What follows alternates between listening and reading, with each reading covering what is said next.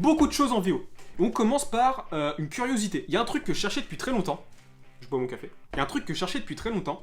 C'est les comics Hill House. Donc Hill House, c'est un label de comics qui est chez DC. Comme le nom l'indique, c'est Joe Hill qui les écrit. Joe Hill qui est le fils de Stephen King. Et le truc, c'est que c'était un peu chaud à trouver sur tous les sites où j'achète de la VO. J'en trouvais très peu. Et quand je trouvais les séries que je voulais, il n'y avait pas tous les issues disponibles.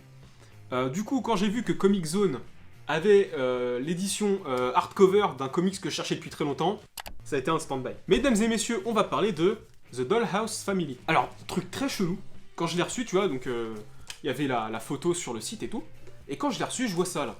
Et là, vous vous dites, mais elle est bizarre la cover, c'est blanc, genre, c'est bizarre. Et ben en fait, c'est pas que c'est blanc, c'est que c'est du papier calque. Je vous montre, hein, mais je ne comprends pas en fait. Genre l'édition, la jaquette, c'est du papier calque. C'est du papier blanc, genre vous voyez, hein, c'est du papier blanc transparent, c'est... Ah, ouais. C'est très bizarre. C'est très curieux comme choix, je ne comprends pas. Voilà. Il fallait que je note parce que depuis que je l'ai reçu, ça fait à peu près 2 semaines que je l'ai reçu. Et je cherche une raison toujours. Mais j'en trouve pas. Très très bizarre. Si toutefois vous avez une explication, n'hésitez pas à me dire parce que moi je sèche. Du coup vous voyez l'édition sans la jaquette, qui est très très belle. Comment j'ai découvert et pourquoi j'ai pris ce truc là Joe Hill, thriller horrifique. Voilà, déjà. Moi j'ai pas besoin de plus. En fait le truc c'est que en milieu d'année, là, début d'année, j'ai regardé une série américaine qui s'appelle Creepshow, qui est dans le même concept que Les Contes de la Crypte, où en gros, c'est une série de télé, où dans chaque épisode, t'as 2 histoires. Un début, une fin et fin de l'histoire, tu vois. Et t'as une des histoires qui est sur une maison de poupée, qui a un peu des pouvoirs, qui est hantée et tout. Quand j'ai vu ça, je me suis dit, putain, ça m'y fait penser. Et ça m'a ramené dans ce moment-là où j'avais vu cet épisode qui m'avait vachement plu. Donc je me suis dit, essayons. Ça a l'air très creepy, donc je vous dis, moi j'ai pas besoin de plus. Alors je vous ai pas dit qui est l'équipe créative. Ah, je vous ai peut-être dit une connerie, du coup ils sont pas tous écrits par Joe Hill, les comics. C'est Joe Hill qui les approuve alors. Parce que là, le scénariste de ça, c'est M.R. Carey, et dessiné par Peter Gross et Vince Locke. Alors, au niveau des dessins, c'est vachement classique. Vous voyez, c'est plutôt simple. C'est un style qu'on a déjà vu dans beaucoup de trucs. En fait, ça fait très innocent comme dessin. En tout cas, c'est très cool d'avoir une édition hardcover en VO. J'en avais jamais eu. L'édition est très stylée. Je sais pas si ce serait édité en France, parce que du coup, c'est un label de DC. Est-ce qu'Urban l'éditerait en Urban Indies ou un truc comme ça? Possiblement. Est-ce qu'il ferait un nouveau label pour le Hill House? Le Urban Hill? Est-ce que j'ai pré-shot ou pas? On verra dans quelques temps. En tout cas, voilà, c'est la grosse curiosité. Double curiosité parce que pourquoi cette jaquette? Je n'en sais toujours rien. Et on va dire que pour ce genre de bouquin, je cherche même pas à me renseigner sur l'histoire et tout. Je préfère me laisser surprendre, quitte à être déçu. Parce que le moment où c'est une bonne histoire et que t'es surpris, c'est génial. Alors, je pense qu'on va faire les TPB d'abord. Et puis après les issues. Les gars, on parle TPB. Est-ce que vous avez un peu pré-shot ce qui va arriver ou pas? Je vais aller très vite, hein. Je vais aller très vite, mais quand même, faut que j'en parle parce que je pense que, voilà, faut que je vous en parle. Bonjour, c'est Wayne, Kiku Ghost Rider. J'ai les 2 TPB de The War for Heaven, et il me manquait celui-là qui se met avant. C'était un peu une galère pour le trouver, lui je l'ai pris sur eBay parce que tous les sites où j'achète mes TPB, eh ben il est en rupture. C'est toujours une merde hein, pour se procurer les trucs en VO, c'est incroyable. Je suis juste trop content, ça complète la collection. Tout est scénarisé par Daniel Way et il y a un tas de dessinateurs qui se succèdent parce qu'il y a 19 numéros dedans je crois. 19 numéros, ouais c'est ça. Le truc, ça avait été édité à l'époque, alors j'en ai un là. Le début avait été édité chez Panini dans les premiers 100%, là, les souples. J'ai pas le numéro 4, donc je sais pas si la suite est dedans. Si toutefois vous avez des comics Ghost Rider, des TPB français, des trucs, ce que vous voulez, dont vous voulez vous débarrasser, envoyez-moi un message sur Instagram selon ce que c'est, moi je vous le reprends tout de suite. Hein. Voilà. En termes d'histoire là-dedans, il y a du très bon et du très mauvais, mec. Vraiment. Le tout début, qui est donc ça, qui s'appelle Cercle Vicieux, est vraiment très cool. Par contre, ce qui se passe après...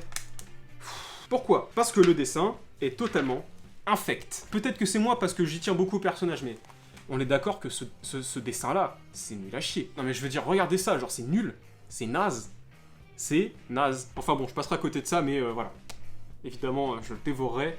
Je vous ferai un retour quand même, parce que c'est intéressant, Ghost Rider, c'est le genre de truc que personne lit, et moi je suis là tel un vengeur pour corriger ces injustices. Ensuite, prochain TPB... Alors c'est encore une curiosité, c'est un truc, j'avais lu le premier Issues quand c'était sorti à l'époque, et j'ai trouvé ça brillant. Et du coup je voulais absolument le TPB parce que tu sais c'est le genre de truc où tu découvres une série, tu sais pas trop si tu vas accrocher, et au final je voulais vraiment l'édition en physique parce que c'était beaucoup trop bien. On va parler de Ice Cream Man. Si vous connaissez pas, vous vous dites putain c'est quoi ce truc encore, de quoi il nous parle? Alors c'est une série, on y revient encore hein, sur ce modèle, c'est une série qui ressemble au Conte de la Crypte. Donc tu sais, t'as une histoire par issues. Sauf qu'en fait, au lieu d'avoir un gardien de la crypte, un compteur, voilà ce que tu veux, et ben en fait on a un marchand de glace qui est avec son petit camion, tout ça. Tu rencontres des personnes différentes dans chaque issues. qui ont leur propre histoire. Et à un moment donné, t'as le marchand de glace qui intervient pour régler la situation, mais de manière très glauque ou de manière... voilà, c'est hard comme comics. Toute mesure gardée, mais je veux dire, c'est pas, il va pas régler la situation en leur offrant une petite glace, tu vois, c'est bien plus loin que ça. En fait, le concept, je trouve ça vraiment cool parce que, tu sais, tu vois ça, c'est tout innocent, c'est un petit marchand de glace. Eh non, frère, c'est hard de ouf. Alors, j'avais pas vu l'édition, je l'ai pas ouverte. Elle a l'air très stylée, l'édition. Là, sur le derrière, il y a des flaques de lait. Genre, elle est vraiment mignonne, l'édition. Ouais, oh, regardez les covers, la couverture, enfin, le carton à l'intérieur, voilà. Putain, c'est trop stylé, j'adore. Alors, du coup, c'est écrit par Maxwell Price, dessiné par Martin Morazzo, et les couleurs sont de Chris O'Halloran. Vous voyez, au niveau des dessins, il n'y a rien d'extravagant. Ça suffit juste à la narration, en vrai. Voilà ce cher marchand de glace qui est tout à fait normal. Hein. Voilà, non. C'est pas vrai. C'est le genre de curiosité que je vous invite vraiment à découvrir. Je suis très content d'avoir le TPB. J'étais pas sûr qu'ils en feraient une édition reliée comme ça. Je sais pas du tout si ça va sortir en France. Ce serait génial. Tu vois, c'est le genre de truc que je verrais bien iComics éditer. Je vais les remettre direct dans les Comics Bugs parce que pendant la dernière vidéo, c'était quoi? La dernière vidéo achat, je crois? Ou lecture? Non, lecture. J'ai abîmé ma cover du numéro 1 de Something is Killing the Children. J'ai un peu le seum, mais bon. Alors, ensuite, j'ai pris ça totalement par hasard. Encore une grosse curiosité. J'ai vu passer ça sur Twitter, donc un bisou à la commu comics de Twitter. Ça a l'air totalement barré. C'est Scumbag. J'espère que s'il y a une édition française, ils le traduiront en sac à merde. Parce que c'est juste génial comme titre. Tu vas à la Fnac, à Cultura ou dans la librairie avec tes parents. Tu leur demandes de te prendre le tome 1 de sac à merde. Moi, je trouve ça génial. Le concept est fou. Pourquoi je l'ai vu passer? Parce que... on m'a dit c'est du gros Recremender, bien barré. Et il me semble que le pitch, c'est un espèce de biker redneck voilà, de l'Amérique profonde. Et en gros, le futur de l'humanité repose sur ses épaules. Je vous laisse imaginer la suite. Je l'avais feuilleté en le recevant. Et les dessins sont magnifiques. Vraiment. Et vraiment, je pèse mes mots. C'est magnifique. Oh la vache, j'avais pas feuilleté après. Oh bordel, qu'est-ce que c'est que ça encore? Mais c'est hard, frère. Oh la vache. Alors, je vais pas le feuilleter plus parce que ça a l'air vraiment... voilà, j'ai pas envie de me spoil. Mais qu'est-ce que c'est que ça? Genre, what the fuck? L'image qui nous fournit des séries de qualité, hein, vraiment. Je sais pas si la suite est sortie. Genre, j'en ai pas entendu parler, faudrait que je regarde sur les sites si d'autres issues sont sortis depuis. Je pense que ça fait un petit moment que je l'ai quand même. C'est pas tout public, je vous le dis tout de suite, mais évidemment je vous ferai un retour parce que... what the fuck, quoi. Alors, ensuite... je me suis fait piéger. Je me suis fait piéger par Nigmato parce que j'avais gagné le numéro 1 de la série Seven Secrets grâce à lui. Et donc, après la lecture, j'ai fait une Lormanodou. Hein. J'ai plongé dans cette fabuleuse série qui est Seven Secrets. J'ai pris les numéros 2 et 3. Le 4 est sorti juste au moment où je les ai achetés, donc c'est pas grave, je le prendrai la prochaine fois. Mais putain, c'est fabuleux. C'est fabuleux. Le principe, c'est qu'on suit une espèce de corporation qui est chargée de protéger des secrets. Et les secrets sont entreposés dans des mallettes.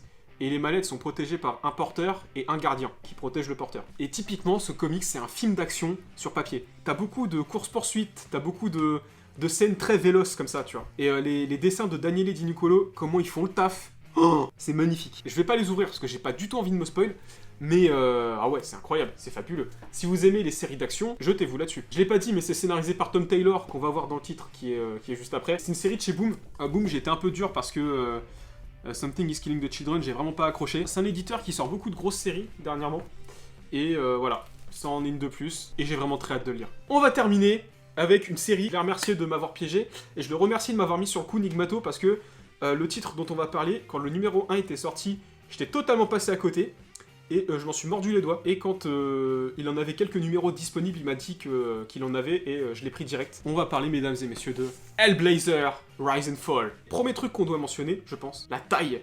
C'est gros. Mais c'est génial, on va enfin pouvoir profiter des dessins. Les mecs, ils font des belles planches et c'est miniaturisé, tu vois. Encore plus dans les éditions Urban League. Quel enfer. Du coup, Rise and Fall, c'est un truc que j'étais totalement passé à côté quand c'était sorti. Ouais, je sais pas, j'étais pas pumpé, j'étais pas motivé. Et quand j'ai vu les retours, tout le monde a kiffé. Et vraiment, j'ai regretté, donc j'ai peiné à le trouver, mais je l'ai trouvé. Donc, conseil, si vous le trouvez, bah jetez-vous dessus. Par contre, j'avoue, j'ai pas regardé si c'était un premier tirage. C'est un premier tirage. Fabuleux. J'en profite pour vous montrer le derrière, hein, qui est très joli. Du beau vernis sélectif, on apprécie toujours ce genre de détails. Mais putain, non, c'est fabuleux. Alors, j'ai pas vu les dessins de Derek Robertson. C'est très beau. C'est du très beau dessin, c'est très plaisant. Je vais pas le feuilleter plus que ça, j'ai pas envie de me spoil. Mais ouais, très hâte de lire ça. Il y a le numéro 3 qui sort... il sort au mois de janvier, je crois. Début janvier, il me semble. L'attente va être longue parce que je vais les saigner. Je le répète, le format fait vachement plaisir. Faut qu'il fasse ça pour tous les titres Black Label. Vous imaginez ce format sur Batman Damned, par exemple. Alors, autant Damned, j'ai beaucoup craché dessus parce que je le trouve extrêmement surcoté comme comics. Mais Urban a fait le taf en agrandissant le truc. Mais faites ça sur tout en fait, genre vraiment. J'ai juste beaucoup trop hâte, parce que ça a l'air génial. Et bah voilà, ces 900 kilos de comics ont été présentés. Je vous remercie tous d'avoir regardé cette vidéo. N'hésitez pas vous me dire en commentaire ce que vous avez acheté, ce que vous avez demandé à Papa Noël, parce que c'est bientôt et que j'imagine que vous avez demandé plein de comics sous le sapin. Nous on se dit à la prochaine pour une nouvelle vidéo. Ciao.